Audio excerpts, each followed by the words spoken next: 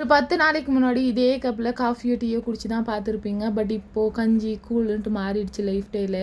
வீட்டில் சாதமோ இல்லை களியோ 2 ஏதாவது மீந்துச்சுன்னா காலையில் தயிர் பாக்கெட் வாங்கிட்டு வந்து நல்லா கரைச்சி குடிக்கிறேன். மோஸ்ட் ஆஃப் த டைம் என்னோட மார்னிங் பிரேக்ஃபாஸ்ட்டே இதுதான். அதே மாதிரி மத்தியானமும் ஃபுல்லாக சேஞ்ச் ஆகிடுச்சு. சாம்பார் இருந்தால் ரைஸ் வச்சு சாப்பிட்டு சைலண்ட் ஆகிடுவேன். இப்போது 2 முட்டை இருக்கிற காயை போட்டு சும்மா எண்ணெயில் வதக்கியோ சாப்பிட்டுடுறேன். இப்போல்லாம் வந்துட்டு எண்ணெய் கொஞ்சம் கம்மி பண்ணியிருக்கிறனால சாப்பாட்டில் டேஸ்ட்டு கம்மியாகுது. பட் ஹெல்த் வைஸ் பார்க்கும்போது நல்லா தானே இருக்குது. ஸோ இன்றைக்கி வந்துட்டு வெண்டைக்காய் ஃப்ரை தான் பண்ணேன். வெங்காயம் தக்காளி எதுவுமே போடாமல் சும்மா எண்ணெயில் போட்டு வதக்கி ஃபஸ்ட்டு ஒரு 1/4 கிலோ வெண்டைக்காவை நல்லா வதக்கிக்கிட்டேன். அதுக்கப்புறம் அதே பேனில் 1 ஸ்பூன் எண்ணெய், கடுகு, ஜீரகம், காஞ்ச மிளகாத்தூள், அப்புறம் தனியாத்தூள், சீரகத்தூள் இதெல்லாம் போட்டு வதக்கிட்டு நம்ம வதக்கி வச்சுருக்கிற வெண்டைக்காய் உள்ளே தூக்கி போட்டு கை விழாமல் கலரிட்டு தேவையான அளவு உப்பு போட்டு எடுத்தாக்கா ஃப்ரை நல்லா இருந்துச்சு.